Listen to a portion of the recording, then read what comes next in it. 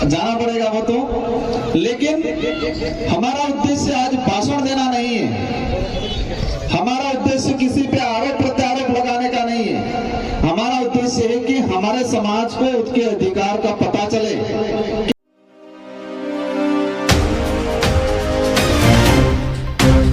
हमारे दामन में ना कोई फूल है आज हमारे दामन में, पर आपके आने पर पलके बिछाते हैं हम, पर आपके आने पर पलके बिछाते हैं हम। माननीय सांसद महोदय जी राजकुमार जी हो।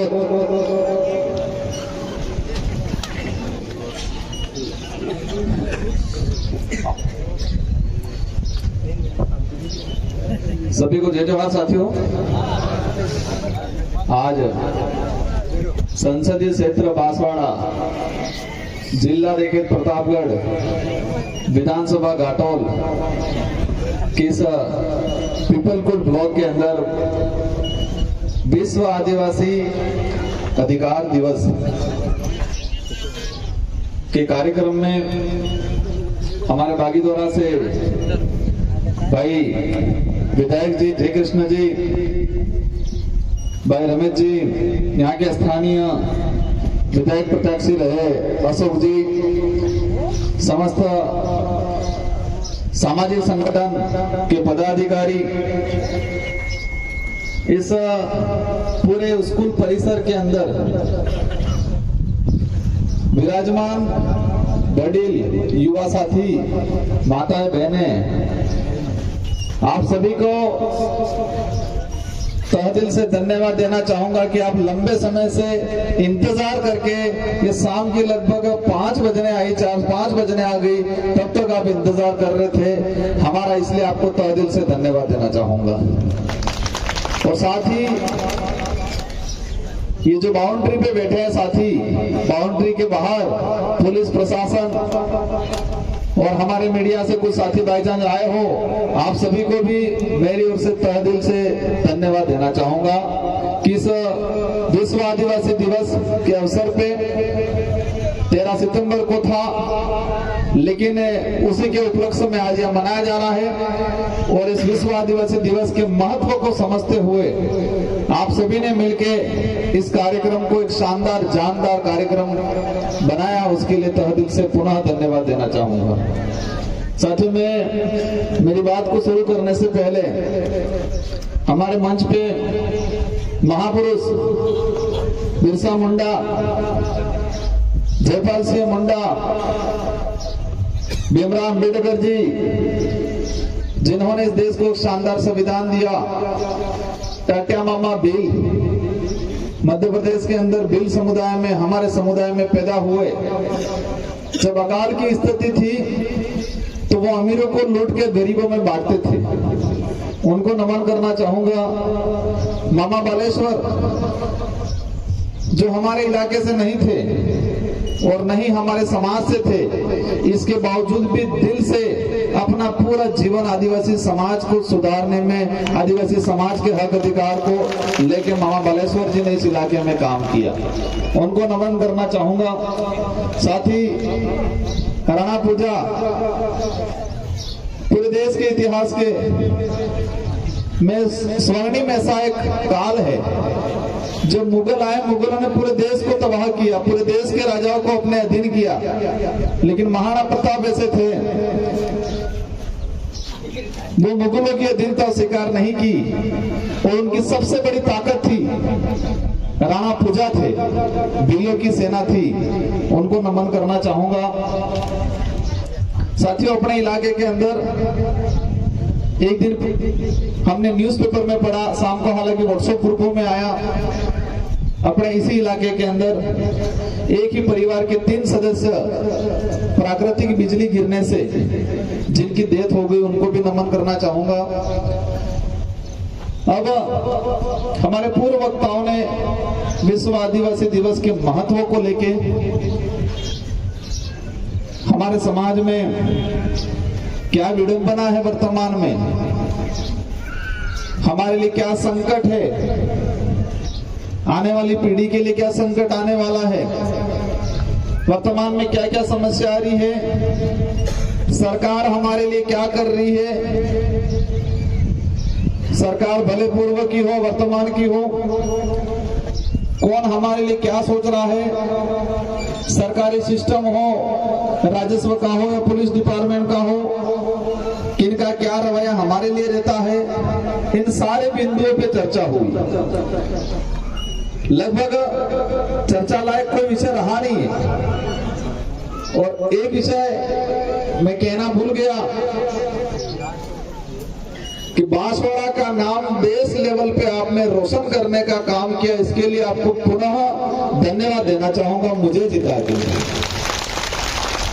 सांसद चुनाव हर बार होते हैं, आजादी के बाद से होते आए, लेकिन इस बार बांसवाड़ा के अंदर जो सांसद चुनाव हुआ, आज से पहला ऐसा चुनाव कभी नहीं हुआ था। इस बार आप सबने मिलकर ऐसा रगड़ा निकाला कि ये रगड़े की आवाज दिल्ली तक पहुंचने लग गई।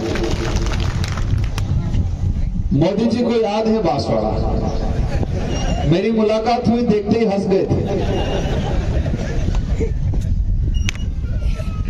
देश के अन्य सांसदों को भी याद है बांसवाड़ा, क्योंकि इस चुनाव में हमारे प्रधानमंत्री मोदी जी का सबसे लंबा भाषण कहीं हुआ था तो बांसवाड़ा में हुआ था 45 मिनट तक, इसलिए सबको याद है। ये मैंने कोई कमाल नहीं किया, ये कमाल आपने किया। आपने अपना अधिकार था, उस अधिकार को जाना, और आपका अधिकार ये था मत अधिकार। क्या था? मत अधिकार। ये आज आदिवासी अधिकार दिवस है, उस पे अपन बाद में आएंगे, लेकिन इस पूरे देश की आम जनता के लिए एक अधिकार है मताधिकार। लेकिन लंबे समय से इस मताधिकार को मतदान करके दान ही करवाया हर बार। हमारे अधिकार को दान कराने में इनका काम रहा, और हम लोगों ने हर बार दान करने का काम किया था। और इस बार बांसवाड़ा डूंगरपुर की जनता ने अपने अधिकार का पूरा उपयोग किया और अपना मत एक शानदार जगह देके मुझे विधायक सांसद बनाया, उसके लिए पुनः आपको धन्यवाद देना चाहूंगा।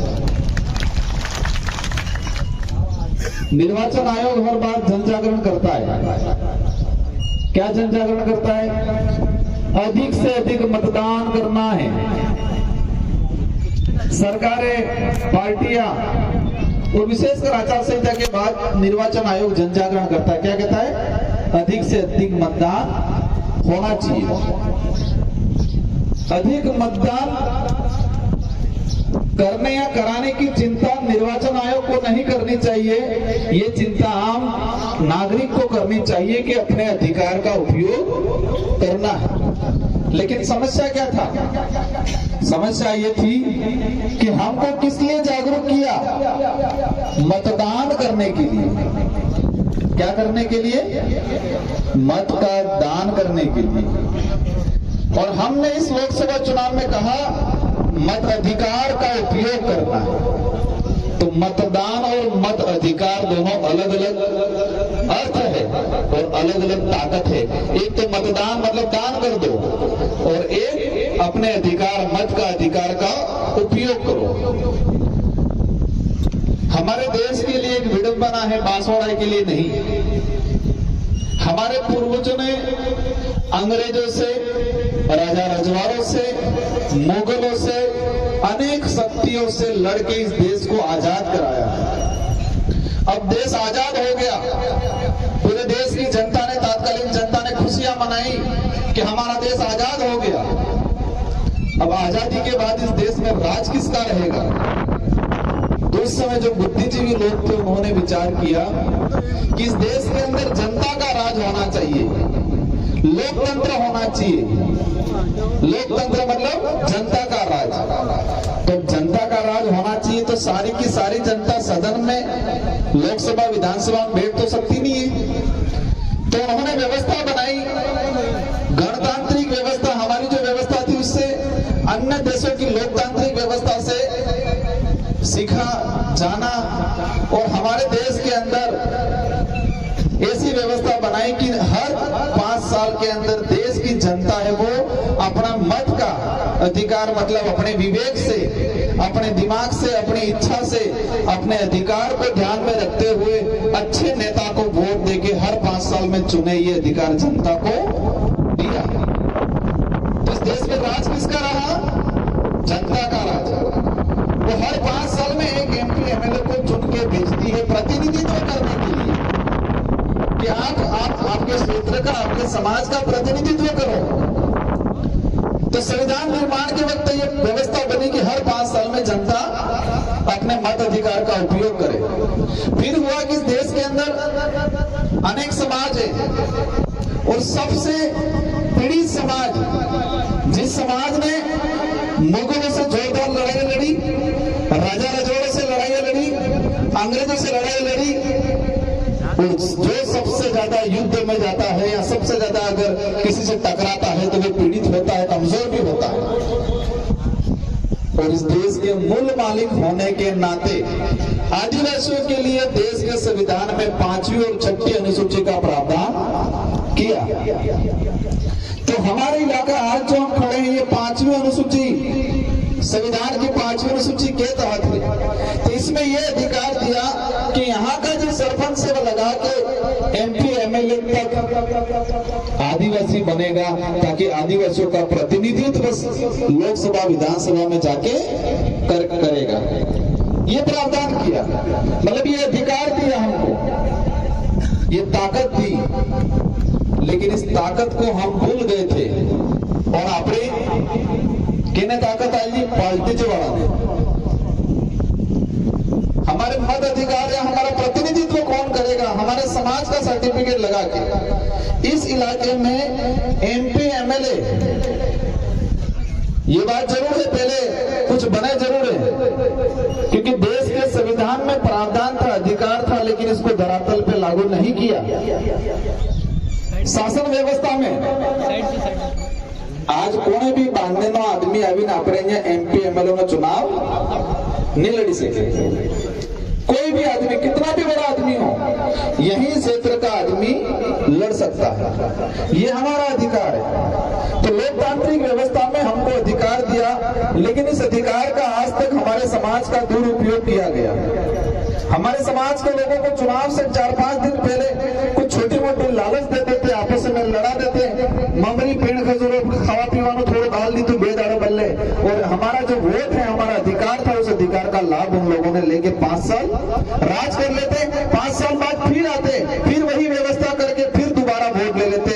लेकिन मुझे इस बात की खुशी है कि देश की आजादी के बाद बांसवाड़ा की जनता ने पहली बार लोकतंत्र की ताकत को आजमाया और दिखा गया, मोदी जी को सारों को दिखाया कि इस क्षेत्र का आदिवासी अपने मत के अधिकार का उपयोग करना सीख गया है। ये एहसास करवाया। पहली बार लोकतांत्रिक व्यवस्था स्थापित हुई क्योंकि आपने सबको नकार के अपने खुद के विवेक, खुद की समझ के हिसाब से वोट करने का अधिकार को मतदान के रूप में कन्वर्ट किया। साथियों, ये विश्व आदिवासी दिवस क्यों बनाया? इस देश में विश्व ब्राह्मण दिवस है,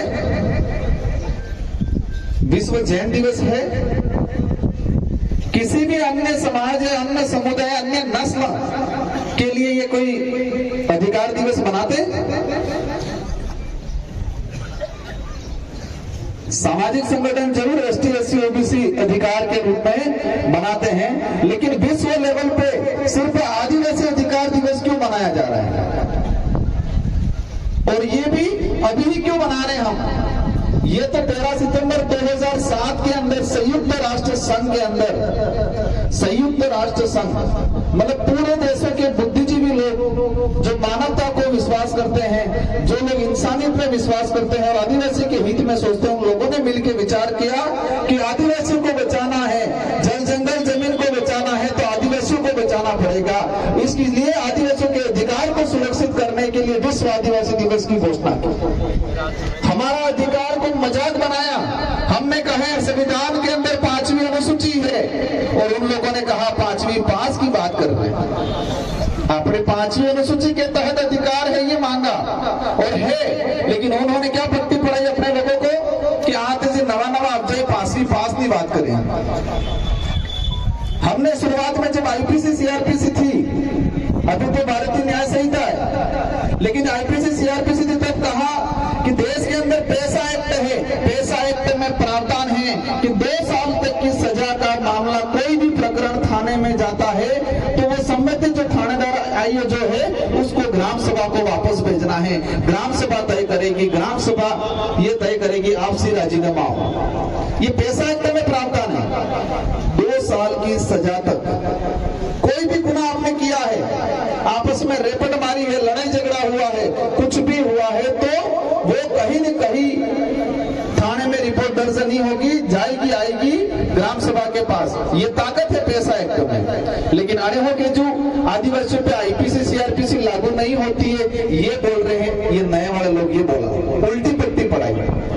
इसलिए साथियों आप जो जा रहे हो थोड़ा शांति बनाए रखें। हम जिनका उद्बोधन सुनना है, हमें जो जानकारी हासिल करने वही बता रहे हैं और आप जा रहे हो इससे बड़ी मौका ऐसे बेचारे थक गए, मैं भी समझ रहा हूँ, सुबह 10, 11, 12 बजे से आ गए हैं, जाना पड़ेगा वो तो। लेकिन हमारा उद्देश्य आज भाषण देना नहीं है, हमारा उद्देश्य किसी पे आरोप प्रत्यारोप लगाने का नहीं है। हमारा उद्देश्य है कि हमारे समाज को उसके अधिकार का पता चले कि हमारे क्या अधिकार है।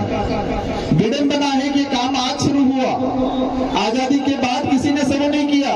आपका आरक्षण का क्या प्रावधान है? आपके जल जंगल जमीन शेड्यूल एरिया के अंदर आदिवासियों की जमीन कोई भी अन्य नहीं खरीद सकता है, खरीदता है तो भी कन्वर्ट कराते, कन्वर्ट करा के अन्य प्रयोजनार्थ के नाम से जमीन खरीदते। हमने कहा तो उन्होंने कहा उल्टा पड़। हमने कहा आदिवासी इलाके के अंदर नगर परिषद असंवैधानिक है। हमने बोला आदिवासी इलाके के अंदर नगर परिषद असंवैधानिक है, क्योंकि मुझे पता है, हमारे विचारधारा के लोगों को पता है कि जिस आदिवासी इलाके में नगर पालिका आई वो इलाका जमीन विहीन, मतलब वो लोग आदिवासी जमीन विहीन हो जाते हैं। और हम लोगों ने प्रयास किया और हमने 6 नगर पालिका निरस्त कराने का काम किया। ये सबसे बड़ी उपलब्धि रही हमारे लोगों की। पर समस्या ही है कि पहले वाले अपन वाला सभा गाड़ा कर मिल जाए। एक बार भी इसलिए मैं कई बार थोड़ा तीखा बोल लेता हूँ, और तीखा बोल लेता हूँ तो कई दिक्कत हो जाती है। आज कोशिश कर रहा हूँ तीखा नहीं बोले। तेरे हो कि तो मानसिक रूप से की गाड़ा करी मिल जाए, विकलांग कर देता है। ये बेचारा था कि वदार साली की ओर वदार नहीं बोलूंगा आज। हमें हमारे अधिकारों के प्रति जागरूक होने की जरूरत है। और पैसा एक्ट की बात आती है, केला मेला जगपुरा उस इलाके में सच्चाई है कि पैसा एक्ट के तहत ग्राम सभाओं का अनुमोदन नहीं कराया है। अगर पैसा एक्ट के तहत ग्राम सभा का अनुमोदन नहीं होता है तब तक उस इलाके के अंदर भी हम लोग आंदोलन करेंगे और हमारे लोगों की जो मांग है वो पूरी करवाएंगे हम लोग। लेकिन आपको साथ में रहना पड़ेगा। इस देश का दुर्भाग्य है कि कोई भी व्यक्ति, कोई भी संगठन आदिवासियों के अधिकार की बात करता है, उस पर ये नक्सलवादी के नाम से ठप्पा लगा देते हैं। अभी बोल रहे कि नहीं बोल रहे वो लोग? पूरे देश के अंदर यही स्थिति बनी हुई है कि आदिवासी जब भी जल जंगल जमीन की बात करेगा, आदिवासी संविधान की बात करेगा, आदिवासी अपने अधिकार की बात करेगा, आदिवासी आरक्षण की बात करेगा, तो वो सीधा सीधा आरोप लगाने का काम करते हैं, बदनाम करने की कोशिश करते हैं। ये वक्त सिर्फ राजनीति करने का, सरपंच एमएलए एमपी बनने का नहीं है। ये वक्त हमारे अधिकारों के बारे में जान के उसको प्राप्त करने के लिए लड़ने का समय है। आज पूरे देश के अंदर स्थिति भयंकर बनी हुई है। उन लोगों ने सिर्फ हमको अधिकार की चटनी नहीं चटाते। किसकी चटनी चटाते? धर्म की चटनी। सब आगे कहीं तुम्हारा आ धर्म कोने आगे दिन केजू तुम्हारा आ अधिकार है केजू बड़े सारे लोग क्या कहते हैं? तुम्हारा ये धर्म, कोई ये धर्म पकड़ाता है। आदिवासियों को कुछ हिंदू बनाते, कुछ ईसाई बनाने लग गए। कई इलाकों में आदिवासी मुस्लिम भी बना हुआ है, कई जगह जैन भी बना हुआ है। और सबने अपने धर्म का प्रचार करने का काम किया। किसी ने भी समाज के आपके ये अधिकार है, ये अधिकार की बात नहीं की। इसलिए अब ये धर्म के चटने चाटना बंद कर देना है। हम कोई भी किसी को मानना है माने, कोई दिक्कत नहीं। ये देश का संविधान भी स्वतंत्र देता है कि आपको अपने हिसाब से जिसको मानना है उसको मान सकते हो। अब ये अधिकारों को जानने के लिए पढ़ा लिखा होना जरूरी है। हम सबको एक संकल्प लेना है आज। आप सबके दिमाग में होगा एमपी साहब आप जाए कि बिरादरी आली जी के सामुदायिक भवन आली जी ने कदर रोड आली जी देख नहीं ये भी करेंगे, चिंता नहीं करो। लेकिन महत्वपूर्ण वो नहीं है। महत्वपूर्ण ये है कि हमारे समाज को आत्मनिर्भर कैसे बनाए, और आत्मनिर्भर ऐसे ही नहीं बनेगा। खुद के पैरों पे आत्मनिर्भर हो के भाई खुद ने भोगमाते उबो थवा हो। हमारे बड़े बुजुर्ग कहते कि जब तक खुद के पैरों पे खड़ा नहीं हो तब तक शादी नहीं करानी इनके तरह। तो उसके लिए हमें शिक्षा सबसे बड़ा जरूरी है। अगर शिक्षित नहीं रहेंगे तो अधिकार क्या है पता नहीं चलेगा। आज हम पढ़े लिखे नहीं होते तो शेड्यूल 5 का क्या प्रावधान है, आरक्षण का क्या प्रावधान है। आज लोग हमको कहते आरक्षण अनुसूचित क्षेत्र के अंदर हमको 45% में बांध दिया, 50% ओपन रख लिया। अधिकतर भर्तियों के अंदर 50% में एक लड़का हमारा नहीं जाता है। हम पुलिस डिपार्टमेंट की देख लें क्योंकि पुलिस वाले साथी यहाँ ज्यादा है। पुलिस डिपार्टमेंट के अंदर पिछली 6 से 7 भर्तियों का डाटा निकाला मैंने। 50% ओपन कैटेगरी है, उसमें हमारे एसटी कैटेगरी का आदमी, एससी कैटेगरी का आदमी उसको 50% में नहीं जाता है, और चला भी गया तो उसकी पदोन्नति उसी कैटेगरी में वापस करते हैं, वो सामान्य कोटे से नहीं करते हैं। ये बात हम जब करते हैं हम कहीं इलाकों बगड़ी की हम कहीं माहौल खराब થઈ गयो हमने आरक्षण की बात करते क्या कहेंगे, माहौल